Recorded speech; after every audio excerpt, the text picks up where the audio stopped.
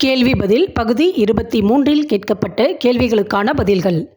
முதல் கேள்விக்கான பதில்: நம் இந்திய ரூபாய் நாணயங்கள் 1950 முதல் அச்சிடப்பட்டு வருகின்றன. அது முதல் ஆண்டுதோறும் புதிய நாணயங்கள் உற்பத்தி செய்யப்படுகின்றன. இவை அனைத்தும் இந்தியாவின் கொல்கத்தா, மும்பை, ஹைதராபாத், நொய்டா ஆகிய இடங்களில் அமைந்துள்ள 4 காசாலைகளில் தயாரிக்கப்படுகின்றன. இந்திய ரிசர்வ் வங்கி சட்டம் 1934 அடிப்படையில் ரிசர்வ் வங்கி மூலம் மட்டுமே நாணயங்கள் வெளியிடப்படுகின்றன.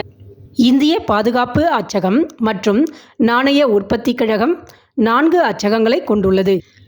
அச்சிடும் அச்சக ஆலை 1928ஆம் ஆண்டில் நாசிக்கில் நிறுவப்பட்டது.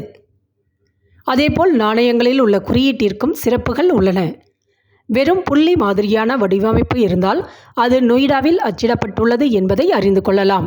அதேபோல் நாணயங்கள் ஆண்டுகளுக்கு கீழே ஸ்டார் போன்ற வடிவமைப்பு இருந்தால் அது ஐதராபாத்தில் அச்சடிக்கப்பட்டது என்பதையும், டைமண்ட் போன்ற வடிவமைப்பு இருந்தால் அது மும்பையில் அச்சடிக்கப்பட்டது என்பதையும், போல் எந்தவித குறியீடும் இல்லாமல் இருந்தால் அது கொல்கத்தாவில் அச்சிடப்பட்டது என்பதையும் அறிந்து கொள்ளலாம்.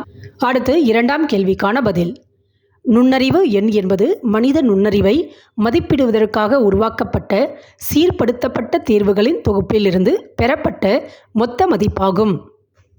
இதன் சுருக்க வடிவமான ஐக்யூ என்பது ஜெர்மானிய உளவியலாளர் வில்லியம் எஸ்பென் என்பவரால் உருவாக்கப்பட்டதாகும். நுண்ணறிவு சோதனைகளின் மதிப்புகள் ஒருவரின் நுண்ணறிவை மதிப்பிடுகின்றன.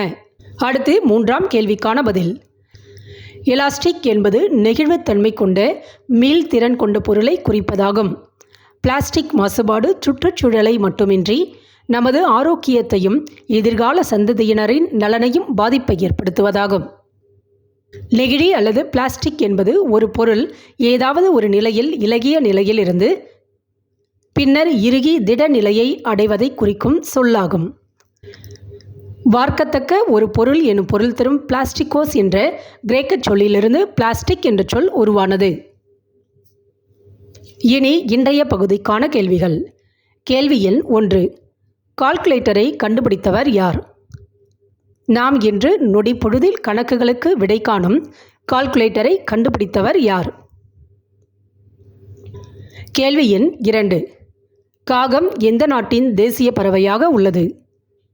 காகம் எந்த நாட்டின் தேசிய பறவையாக உள்ளது?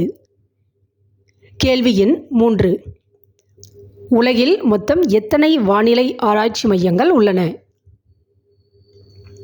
உலகில் மொத்தம் எத்தனை வானிலை ஆராய்ச்சி மையங்கள் உள்ளன?